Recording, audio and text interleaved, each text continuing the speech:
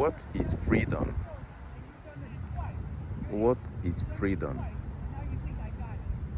Can you see the squirrel moving out and moving about freely? And the other one is there moving out freely. This is not zoo, but this is just a public park. The squirrel there is moving out freely without any molestation from anybody. And where is the other one? Maybe he has chosen to climb. You will see it there, moving out freely with nobody molesting or trying to hunt. And the same thing with so many of them. There'll be a time you will come out and you will see a lot of them just on these small trees, jumping around, moving around without fear of anybody molesting them. And that is what we call freedom. Freedom to go about, to do your own thing without infringing on other people's right too. They are here moving about. Nobody is pursuing them. Nobody is trying to kill them. Nobody cares.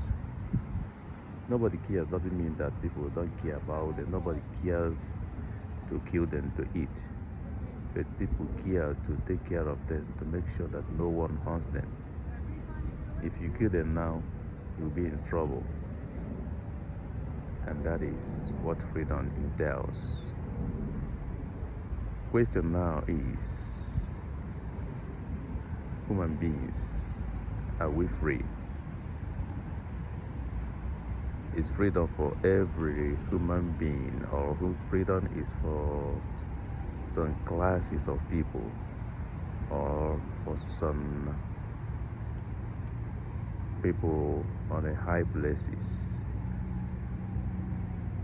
Freedom for people from different parts of the world, while other people have no right to enjoy their freedom. The question now is, who gave these animals that freedom they are enjoying? If not some people who volunteered to fight for the rights of animals. Human beings, we claim to have human rights. Is that human right for everyone or for some categories of people? That's a question we have to ask ourselves. Declaring that we have human rights, is it in principle or in reality? That's a question we have to ask ourselves, and that's a question we need to answer by ourselves.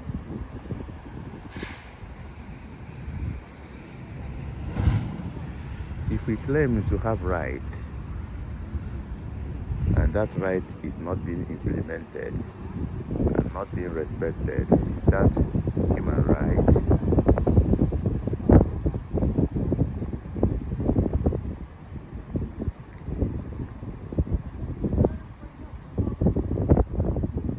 Maybe I have to stop here for today, but the question now is,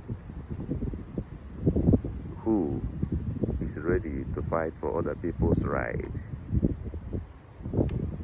Maybe you are well placed today, you enjoy that freedom,